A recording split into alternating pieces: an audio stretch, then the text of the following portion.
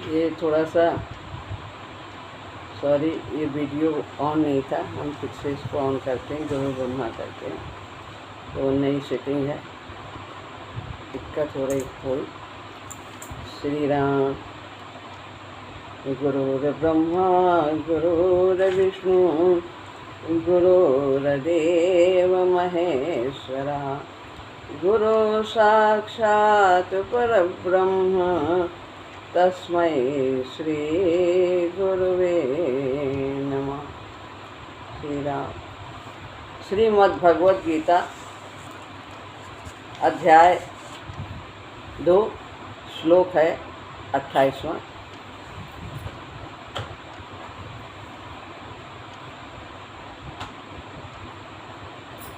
अव्यक्तादीनि भूतानि व्यक्तमध्यानि भारत, अव्यक्तनिधनान्येव तत्र का परिदेवना। भगवान कहते हैं अर्जुन को समझाते हुए कि अव्यक्तादीनि, जन्म से पहले हम अप्रगट थे, यानी हमारा शरीर नहीं था, आत्मा सूक्ष्म रूप में थी जन्म से पहले। जब हमारा जन्म हुआ उसके बाद हमें शरीर प्राप्त हुआ तो हम प्रकट हो गए, लेकिन जन्म के पहले शरीर नहीं था, केवल शरीर ही था। शरीरी, रा में बड़ी की मात्रा, शरीर और शरीरी। शरीर इस देह को कहते हैं जो हमें दिखाई दे रही है, और शरीरी आत्मा को कहते हैं जो अप्रगट है, जिसकी सत्ता से ही यह शरीर गतिमान होता है। भारत अर्जुन के लिए है, भूतानी सभी प्राणी, सभी जितने भी संसार में प्राणी हैं वे सब जन्म के पहले अप्रगट थे, लेकिन अप्रगट थे। अव्यक्त निधनानि, और अव्यक्त माने प्रकट नहीं होना, अव्यक्त, व्यक्त माने प्रकट, अव्यक्त माने ना प्रकट होना, ना दिखाई देना। तो मरने के बाद भी अप्रगट हो जाएंगे। शरीर नाशवान है, ये समाप्त हो जाएगा, और शरीरी ये इसकी सत्ता बनी रहेगी, लेकिन दिखाई नहीं देगा, प्रकट नहीं होगा। तो जितने भी प्राणी हैं सब इसी प्रकार जन्म के पहले और मरने के बाद अप्रगट रहते हैं। व्यक्त मध्यानि, और व्यक्त कब हो जाते हैं? जब जन्म होता है तो हम दिखाई देते हैं, हम प्रकट रहते हैं, हम व्यक्त रहते हैं। हमारा जन्म हुआ तो हमारा शरीर हो जाता है, फिर वो बढ़ता घटता, सब इस तरह से उसमें गतियाँ होती रहती है, बाद में क्षीण होता है। तो बीच में हम व्यक्त हो जाते हैं, यानी प्रकट हो जाते हैं, दिखते हैं। तत्र, तत्र माने इसमें, का माने क्या, परिदेवना, शोक करने की बात ही क्या है इसमें शोक नहीं करना चाहिए, क्योंकि जन्म के पहले हम अप्रगट थे और जन्म मृत्यु के बाद भी अप्रगट हो जाएंगे, बीच में ही प्रकट होते हैं। तो इसको भगवान समझाने की चेष्टा करते हैं अर्जुन के माध्यम से हम सभी को। अब व्याख्या करते हैं। अव्यक्तादीनि भूतानि, देखने में, सुनने में और समझने में आने वाले जितने भी प्राणी हैं, कुछ दिखाई देते हैं, कुछ नहीं दिखाई देते हैं, इतने छोटे होते हैं, उनका हम अनुभव कर लेते हैं, कीटाणु वैसे होते हैं। तो और सुनने में बहुत से हमने देखे भी नहीं, कहाँ कहाँ कितनी तरह के प्राणी हैं, समुद्र में कितने तरह के प्राणी हैं, पर उन्हें हमने सुना है कि हैं इतने प्राणी। तो ये सब जो देखने, सुनने और समझने में जितने भी प्राणी आते हैं उन सबके शरीर जन्म के बाद, जन्म से यानी वो प्रकट हो जाते हैं। पहले अप्रगट थे, बाद में भी, मरने के बाद भी अप्रगट हो जाएंगे। सारी सृष्टि में इसी तरह का विधान है कि बीच में वे प्रकट होते हैं और जन्म के पहले और मरने के बाद सभी अप्रकट होते हैं। ये मृत्यु लोक है। तो यहाँ पर इसी तरह का नियम। अव्यक्त अव्यक्त निधन माने निधन होने के बाद, मरने के बाद फिर अव्यक्त हो जाते हैं।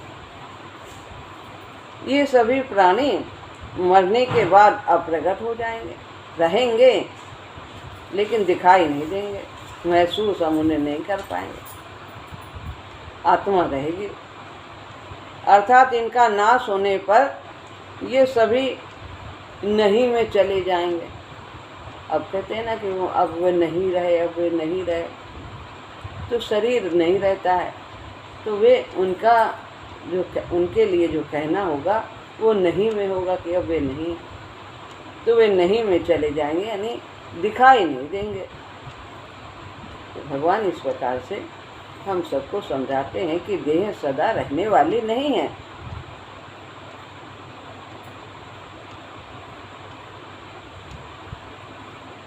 व्यक्त मध्यानि, व्यक्त हो जाते हैं। मध्यानि, मध्य माने बीच में ये प्रकट हो जाते हैं। न पहले थे न बाद में रहेंगे, लेकिन ये बीच में प्रकट हो जाते हैं। जैसे स्वप्न सोने के पहले नहीं रहता है और जगने के बाद नहीं रहता है और बीच में रहता है, इसी तरह ये प्राणी मध्य में प्रकट हो जाते हैं। ऐसा यहाँ पर प्रभु समझा रहे हैं। ये सभी प्राणी बीच में अर्थात जन्म के बाद और मृत्यु के पहले प्रकट दिखाई देते हैं। जैसे सोने के पहले भी स्वप्न नहीं था और जगने पर भी स्वप्न नहीं रहता, जैसा कि अभी था। ऐसे ही इन प्राणियों के शरीर का पहले भी अभाव था, जिनको कह रहे हो कि ये मर जाएंगे, युद्ध होगा, मर जाएंगे, तो ये पहले भी नहीं थे, अभी दिखाई दे रहे हैं। और जब ये मर जाएंगे वे भी नहीं दिखाएंगे, बाद में भी नहीं शरीर इनके रहे। वो मरना सबको जरूरी है, क्योंकि जाता शरीर ध्रुव मृत्यु, ध्रुवम जन्म मृत्युश्च। जन्मने वाले की मृत्यु आवश्यक है और मरने वाले का जन्म आवश्यक है। जब तक पूर्णत्व को प्राप्त नहीं करता ये क्रिया निरंतर चलती रहेगी, आवागमन बराबर बना रहेगा। ऐसे ही इन प्राणियों के शरीरों का पहले भी अभाव था और पीछे भी अभाव रहेगा, परंतु बीच में भाव रूप से दिखते हुए भी वास्तव में इनका प्रतिक्षण अभाव हो रहा है। बीच में दिखाई दे रहे हैं लेकिन ये प्रतिक्षण क्षीण हो रहे हैं, प्रतिक्षण क्षीण। जैसे जन्म होते हैं तो उनके शरीर के परिवर्तन उनमें आरंभ हो जाता है। पहले के सेल मरने लगते हैं, नए सेल बनने लगते हैं, तो मरना जन्मना निरंतर चलता रहे। तत्र का परिदेवना, तो इसमें क्या शोक करना है? जो आदि और अंत में नहीं है, न पहले है न बाद में रहेगा, वो बीच में भी नहीं रहता है, वो सब असत्य है, सब नाशवान है। जो आदि और अंत में नहीं होता है, आदि माने आरंभ में और अंत में यानी मृत्यु के बाद, वो बीच में भी नहीं होता है। यह सिद्धांत है, ये नियम है। जिसका आदि है, जिसका अंत है, तो वो बीच में भी रहेगा। जिसका न जो शरीर न पहले था और न बाद में रहेगा, तो बीच में भी नहीं है, उसमें भी तुरंत से परिवर्तन होने लगता है। सभी प्राणियों के शरीर पहले नहीं थे और पीछे नहीं रहेंगे, अतः वास्तव में वे बीच में भी नहीं है। और इस प्रकार परंतु ये शरीर ही पहले भी था। शरीर हम लोग बहुत कुछ इसको सुन चुके हैं इस नाम को इसके बारे में जान चुके हैं कि शरीरी, देही, अक्षर, चेतन, ये सब एक ही। तो ये शरीरी किसके लिए है? आत्मा के लिए है, परा के लिए। तो ये शरीरी पहले भी था और पीछे भी रहेगा, अतः वो बीच में भी रहेगा। शरीरी का कभी अंत नहीं, आत्मा का कभी अंत नहीं, वो सदैव रहती है। लेकिन शरीर कभी पहले नहीं था, आगे भी नहीं रहेगा, बीच में भी नहीं है। देखिए, हर क्षण ये तो अंतर हम समझ नहीं पाते हैं। जब काफ़ी समय हो जाता है तब हम शरीर के भेद को समझ पाते हैं, और लगातार निरंतर देखते रहने के कारण हम उसके परिवर्तन को समझ नहीं पाते। लेकिन अगर पहले की फ़ोटो और बहुत बाद की फ़ोटो मिलाई जाए तो बहुत अंतर दिखाई देता। निष्कर्ष यह निकला कि शरीरों का सदा अभाव है। जितने भी शरीर हैं ये इनका भाव नहीं है और ये अभाव में रहते हैं। शरीरी का कभी भी अभाव नहीं है, इसलिए इन दोनों के लिए शोक करना व्यर्थ है। शरीर कभी रहता नहीं, शरीरी कभी जाता नहीं, ये हमें समझना है, ऐसा भगवान समझा रहे। अब है श्लोक 29वां।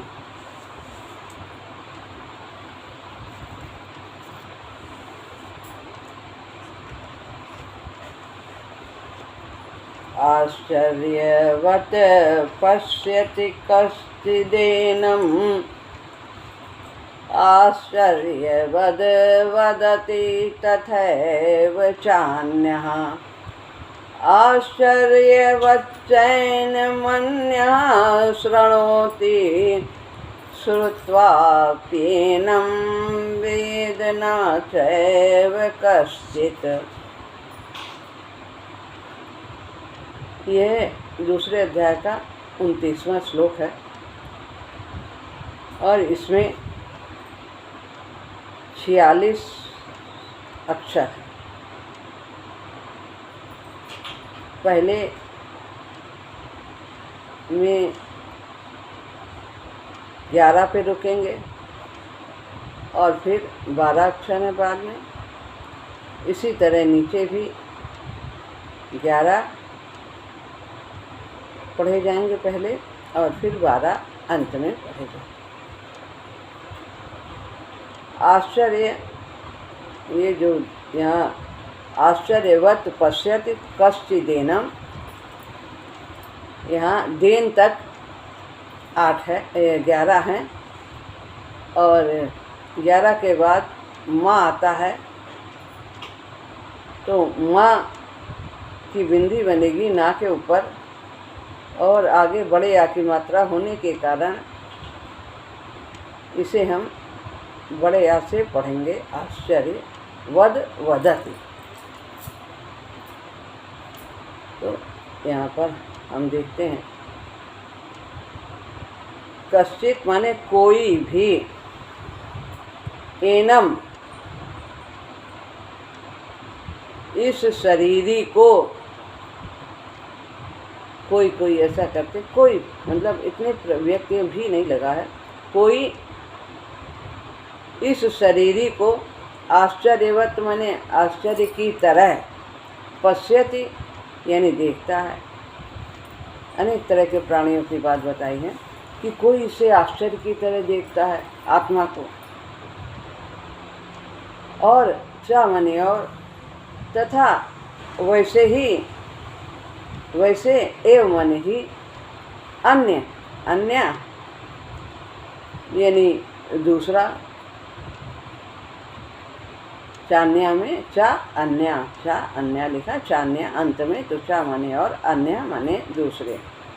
वैसे ही दूसरा कोई आश्चर्यवत माने आश्चर्य की तरह, वत माने तरह, आश्चर्य की तरह, वदति ऊपर की लाइन में, वदति यानी वर्णन करता है इसका, आत्मा का, बड़े आश्चर्य से इसका वर्णन करता है, इसके क्या क्या इसका स्वभाव है, इसके बारे में बताता है जिसने इसका अनुभव किया। चा माने तथा, अन्य और, अन्य माने कोई दूसरा, एना माने इसको, आश्चर्यवत आश्चर्य की तरह सुनता है। चा और इसको सुनकर भी कोई नहीं जानता। कुछ ऐसे हैं कि जो सुनते हैं बहुत सुनते हैं फिर भी इसको जान नहीं पाते, नहीं जानते, देखा नहीं है, अनुभव नहीं किया, सुना है बहुत, अर्थात यह दुर्विज्ञ है, जाना नहीं जा सकता।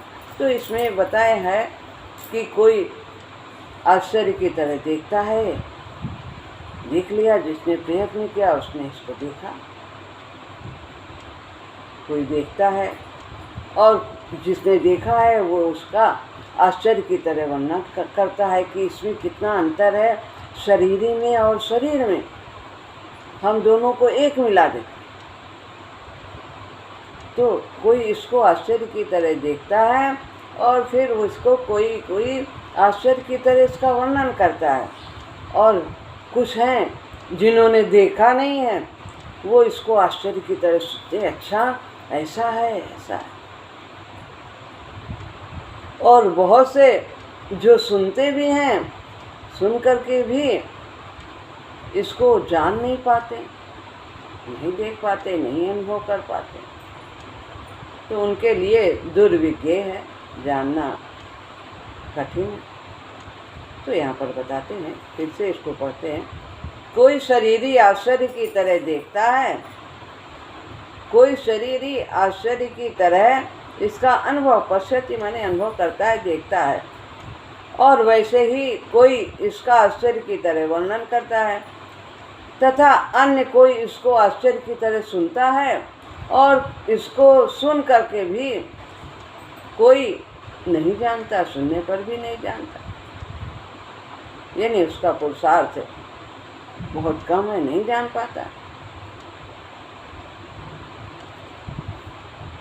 आश्चर्यवत पश्यति कश्चिदेनम, इसकी व्याख्या करते हैं।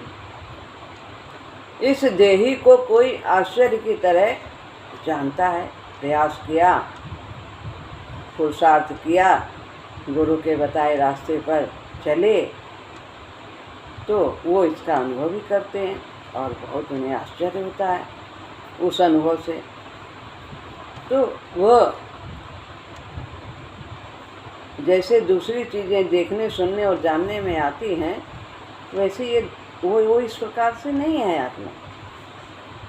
कारण कि दूसरी वस्तुएं यह करके जानते हैं कि ये है, ये है, यह करके जानते हैं, इसको तो यह करके नहीं जान सकते। अर्थात वे जानने का विषय नहीं है, उनको हम इंद्रियों से नहीं जान सकते, आँखों से नहीं देख सकते, पर ये वे जानने का विषय होती है जो बाहर की स्थूल वस्तुएं देख सकते हैं, लेकिन ये जो देही है, शरीरी है, ये जानने का विषय नहीं, क्योंकि मन बुद्धि इंद्रियों से ये परे है। इसको तो स्वयं से, अपने आप से ही जाना जाता है। अपने आप से जो जानना होता है वो लौकिक ज्ञान की तरह नहीं होता, संसारिक ज्ञान की तरह नहीं होता है। एक बार का जानना ही जानना होता, प्रत्युत बहुत विलक्षण होता है। पश्यति पद के दो अर्थ होते हैं, एक तो नेत्रों से देखना, आँख से देखा ये कैसा है, सुंदर है, किस तरह का है, दिखाई दे रहा, और दूसरा है स्वयं के द्वारा जानना, अपने से अपने को जानना। वो इंद्रियों के द्वारा नहीं उन्हें देखा जा सकता। दो तरह का देखना होता है, एक नेत्रों के द्वारा देखना होता है, एक स्वयं आत्मा के द्वारा आत्मा को जानना होता है। जहाँ नेत्र आदि साधनों से, करणों से जानना होता है, वहाँ दृष्टा यानी देखने वाला होता है और दृश्य होता है। जहाँ हम नेत्र से ये सामान है, ये घर है, ये मकान है, ये सब हम देखते हैं, वहाँ नेत्र के द्वारा हम देखते हैं। तो उसके लिए एक साधन चाहिए, नेत्र चाहिए, और दूसरा दृश्य चाहिए, देखने का विषय चाहिए, और देखने की शक्ति भी चाहिए। देखने की शक्ति त्रिपुटी होती है। इस त्रिपुटी से ही संसार का सब कुछ देखना होता है। परंतु स्वयं के ज्ञान में ये त्रिपुटी नहीं होती, साधन नहीं होता, करण नहीं होता। अर्थात स्वयं का ज्ञान करण सापेक्ष नहीं है। स्वयं का ज्ञान तो स्वयं के द्वारा होता, अर्थात वह ज्ञान कारण करण निरपेक्ष है। जैसे मैं हूँ, ऐसा जो अपने होने का ज्ञान है, इसमें किसी प्रमाण की या किसी करण की आवश्यकता नहीं है। इसमें किसी प्रमाण या किसी करण की आवश्यकता नहीं, साधन की जरूरत नहीं। हम कहते हैं हाँ हम हैं, तो उसके लिए प्रमाण की आवश्यकता नहीं है कि हमको कोई बताए देखो हम सिद्ध करें कि देखो हम हैं। नहीं है तो हम हैं, ऐसा हम अनुभव करते हैं। जैसे अंधेरे कमरे में हम किसी चीज़ को लाने जाते हैं, तो हमारे साथ अगर हम अंधेरे में जा रहे हैं तो हमारे पास प्रकाश होना चाहिए, दीपक होना चाहिए। अगर हम कुछ चीज़ देखने जाते हैं, कुछ हमें पाना है, तो अंधेरे में हम किसी चीज़ को नहीं पा सकते, उसके लिए प्रकाश की ज़रूरत है। और हम उस चीज़ को नेत्रों की सहायता से देखते हैं, नेत्र भी हो प्रकाश भी हो, तब हम उसको ला पाएंगे। परंतु कहीं दीपक जल रहा हो और हम उस दीपक को देखने जाएंगे तो हमें और दीपक की ज़रूरत नहीं होगी ना, दूसरे दीपक को देखने के लिए। ऐसे ही स्वयं से स्वयं को जाना जाता है। स्वयं जो आत्मा है वो प्रकाशमान है और परमात्मा भी प्रकाशमान है। तो हम उस प्रकाशमान से ही उस प्रकाशमान को देखते हैं। उसके लिए हमें दूसरे साधन की ज़रूरत नहीं होती, चाहे नेत्र हो चाहे ना हो, चाहे सुनने की शक्ति हो चाहे ना हो।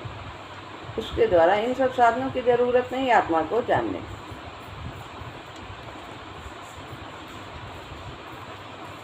हम उस दीपक को देखने जाएंगे तो दीपक को देखने के लिए हमें दूसरे दीपक की आवश्यकता नहीं पड़ेगी, क्योंकि दीपक स्वयं प्रकाशमान है। इसी तरह आत्मा भी स्वयं प्रकाशमान है।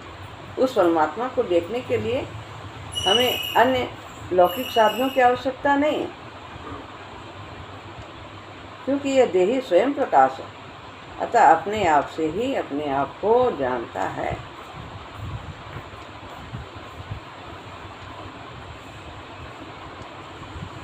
यहाँ भगवान ने कहा है कि अपने आप का अनुभव करने वाला कोई एक ही होता है। सब संसार में बहुत प्राणी हैं, लेकिन सब नहीं जान पाते हैं। सब अभी विकास के स्तर पर हैं और सभी जानेंगे।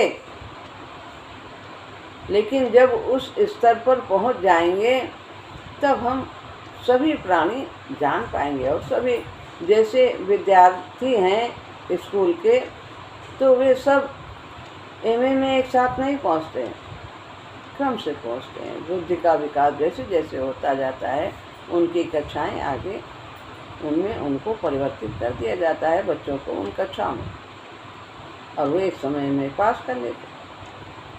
तो ऐसे ही सब एक साथ ये सब कुछ नहीं जान पाते हैं। सभी विकास के स्तर पर हैं और आगे बढ़ते हुए एक न एक दिन पूर्णत्व को अवश्य प्राप्त करें। कोई जानने वाला कोई एक ही होता है कश्चित, और आगे भी 7वें अध्याय में ये बात कही है। इन पदों से ऐसा मालूम होता है कि इस अविनाशी तत्व को जानना बहुत कठिन है। चलते बहुत हैं, लेकिन जो वासुदेवा सर्वमिति सा महात्मा सुदुर्लभ, ऐसा महात्मा जिसने यह जाना है कि वासुदेवा सर्वमिति, भगवान सब में है, ऐसा मिलना दुर्लभ होता है। चलते हैं, परंतु वास्तव में ऐसी बात नहीं कि हम किसी को मिलते ही नहीं, दुर्लभ है लेकिन पा सकते हैं। जो प्रयास करते हैं वो अवश्य पाते हैं। तत्व को जानना इतना कठिन नहीं। क्यों नहीं कठिन? दुर्लभ के लिए दुर्लभ है। और जिसने संसार से संबंध हटा दिया है उसके लिए दुर्लभ नहीं। जिसने आसक्ति की संसार के से मेरा मेरा है उसके लिए दुर्लभ है। और जिसने भगवान से आसक्ति की, भगवान मेरे हैं, उन्हीं का सब कुछ है, उसके लिए वो दुर्लभ नहीं है। इस तत्व को सच्चे हृदय से जानने वाले की, इस तरफ लगने वाले की कमी है। लोग संसारिकता को महत्व देते हैं, उसी के प्रभाव में ही आ जाते हैं। यह कमी जानने की जिज्ञासा को कम होने के कारण है। हमारे अंदर जिज्ञासा नहीं कि हमें भगवान को पाना है, यही इसी कमी के कारण दुर्लभ है। पाना है, पाना है, संसार की चीज़ों को महत्व देते हैं, ये पाना है, वो पाना है, क्या पाना है, लग जाते हैं, एड़ी से चोटी का पसीना एक कर देते।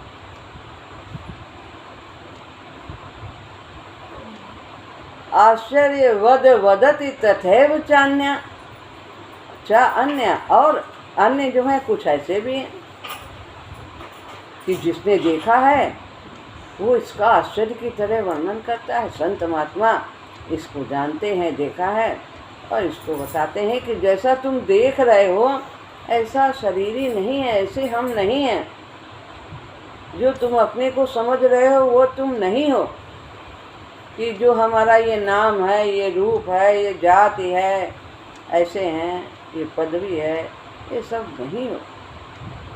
जो बढ़ रहे हो, घट रहे हो, ऐसे हो रहे, अब हमारा शरीर ऐसा हो रहा नहीं, वो आत्मा तो एक रस है। ऐसे ही दूसरा पुरुष इस देही का आश्चर्य की तरह वर्णन करता है, क्योंकि यह तत्व वाणी का विषय नहीं है, इसको वाणी से व्यक्त नहीं किया जा सकता, बताया नहीं जा सकता। क्योंकि वाणी को कौन प्रकाश देता है? आत्मा देती है। और जो स्वयं दूसरे को प्रकाश दे रहा है, जिसको दे रहा है, वो उसको, जो प्रकाश देने वाले को कैसे प्रकाशित कर सकता है? दीपक कहे सूर्य को हम प्रकाश पहुंचा देंगे, क्या उसकी स्थिति हो सकती है ऐसे? वो तो स्वयं सूर्य से प्रकाश ले रहा है।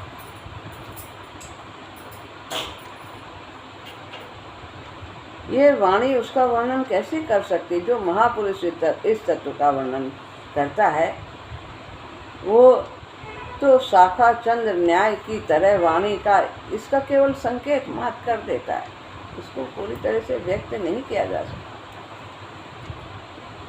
जिससे सुनने वाले का इधर लक्ष्य हो जाए। सुनाता है कि भाई जो सुन रहे हैं उनको भी इस तत्व की प्राप्ति हो, उनमें भी रुचि हो, उनमें भी जिज्ञासा हो।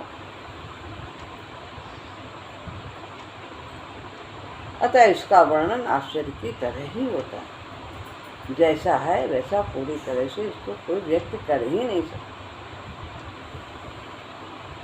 आश्चर्यवत चैन मन्या शृणोति, और दूसरा कोई जो है वो इस देही को आश्चर्य की तरह सुनता है।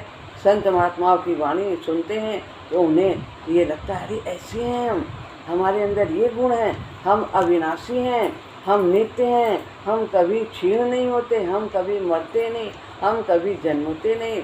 इस तरह भगवान के जो गुण है वही हमारी आत्मा में भी गुण है, वही हमारा स्वभाव है।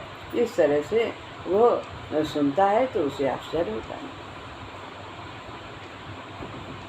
दूसरा कोई देही को आश्चर्य की तरह सुनता है, तात्पर्य यह है कि सुनने वाला शास्त्रों की, लोकांतरों की जितनी बातें सुनता आया है उन सब बातों से यह देही की बात यानी आत्मा की बात विलक्षण मालूम पड़ती है। और कारण कि दूसरा जो कुछ सुना है वो सब का सब इंद्रियों का, मन, बुद्धि आदि का विषय सुनाता कौन है? वाणी सुनाती, वाणी के द्वारा सुनते हैं। तो और वाणी से इसे पूरी तरह से व्यक्त नहीं किया जा सकता, उससे भी ये विलक्षण, ये इंद्रियों आदि के विषय को प्रकाशित करता है। अतः इस देही के विलक्षण की बात आश्चर्य की तरह सुनता है। श्रुत्वाप्येनम वेद न चैव कश्चित्, और इसको सुन करके भी कोई नहीं जान पाता। इसका तात्पर्य ये नहीं है कि उसने सुन लिया तो वो जानेगा ही नहीं, वरन ये कि केवल सुन करके, सुनने मात्र से इसको कोई नहीं जान सकता। सुन लिया बहुत कुछ, राम नाम जपना चाहिए, गुरु की वाणी को अमल में लाना चाहिए, सुना है लेकिन किया नहीं है, जपा नहीं है, करते नहीं, तो इसे सुनने से तो नहीं होगा। सुना किस लिए जाता है कि उसे हम अपने व्यवहार में उतारें। यह है कि केवल सुन करके इसको कोई भी नहीं जान सकता। सुनने के बाद जब स्वयं उसमें स्थित होगा, करेगा, फिर स्थित होगा, तो फिर तभी वो तो अंतरात्मा में अपने देख पाएगा, अनुभव कर पाएगा, तब वो अपने आप से अपने आप को जानेगा। यहाँ कोई कहे कि शास्त्रों और गुरुजनों से सुनकर तो ज्ञान तो होता ही है, फिर यहाँ सुन करके कोई नहीं जानता, ऐसा कैसे? कि भाई कहा तो गया कि शास्त्रों की बात पढ़नी चाहिए, गुरु की बात सुननी चाहिए, जो कुछ भी है सुनना चाहिए, तो वो नहीं पाएगा, ऐसी बात नहीं है। जो सुनता है और उस पर चलता है और जिज्ञासा बढ़ाता है, करता है, निश्चित रूप से उसे प्राप्त होगा। इस पर थोड़ी गंभीरता से विचार करके देखें कि शास्त्रों पर श्रद्धा स्वयं शास्त्र नहीं कराते और गुरुजनों पर श्रद्धा स्वयं गुरुजन नहीं कराते। शास्त्र तो लिख गए, श्रद्धा तो हमें अपने आप करनी है, गुरु पर भी श्रद्धा करनी है, शास्त्रों पर भी श्रद्धा करनी। श्रद्धावान लभते ज्ञानम तत्परा संयतेन्द्रिया ज्ञानम लब्ध्वा पराम शांति अतिरेणाधिगच्छति। श्रद्धा से ही मिलते हैं। जब हमें शास्त्रों पर श्रद्धा होगी, विश्वास होगा, आदर करेंगे, उस पर हम चलेंगे, तो हमें प्राप्त हो जाएगा, हमें भी ज्ञान हो जाएगा। स्वयं ही जब जीव जब सन्मुख होता है तभी उसे यह ज्ञान होता है। अगर स्वयं के सम्मुख हुए बिना ही ज्ञान होता था तो आज तक भगवान के जाने कितने अवतार होते, कितने संत महात्मा होते, कितने लोग।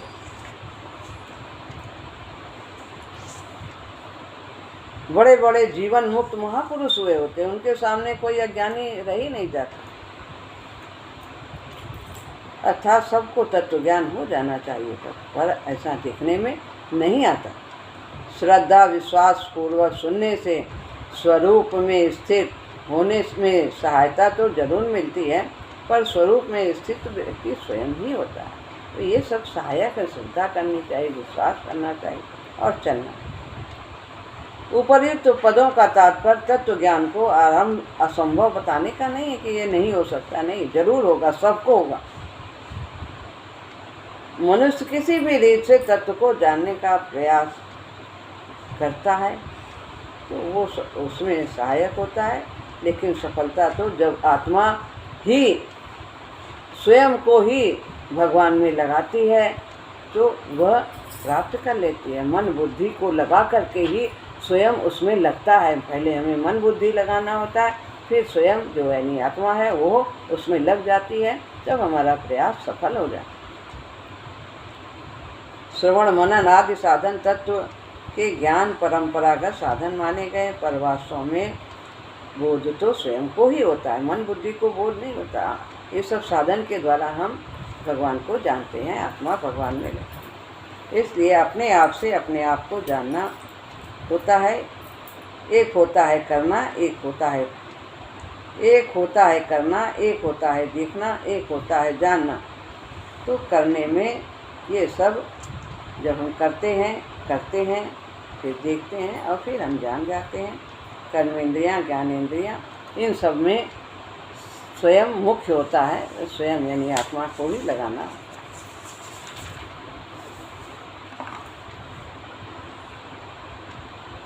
तो यहाँ पर दूसरे शब्दों में परिवर्तनशील नाशवान पदार्थों के साथ मेरा किंचित मात्र भी संबंध नहीं है। संसार से हमारा कोई संबंध नहीं है। देह से संसार का संबंध है और देही का परमात्मा से संबंध है, शरीरी का परमात्मा से संबंध है। और अपरिवर्तनशील अविनाशी परमात्मा के साथ मेरा नित्य संबंध है। ऐसा जानने के बाद फिर स्वतः अनुभव होता है और उस अनुभव का वाणी से वर्णन नहीं हो सकता। वहाँ तो बुद्धि चुप ही हो जाती, बुद्धि कुछ काम नहीं करती। जो गूंगे व्यक्ति मीठे जो रस खाया है, फल खाया है, उसका वो वर्णन नहीं कर सकता है। वो तो उसे अपने अंदर ही अंदर अनुभव करता है, आनंद में रहता है। तो यहाँ पर ये श्लोक बताया गया है कि वो किस तरह से आश्चर्यवत लिखा जा सकता है, वर्णन किया जा सकता है, सुना जाता है। और इस तरह सुन करके भी बहुत ऐसे हैं कि उसे अनुभव नहीं कर पाते हैं। इस तरह के प्राणियों का वर्णन भगवान ने बताया और ऐसे प्राणी संसार में दुर्लभ हैं जिन्होंने अनुभव किया। श्री राम।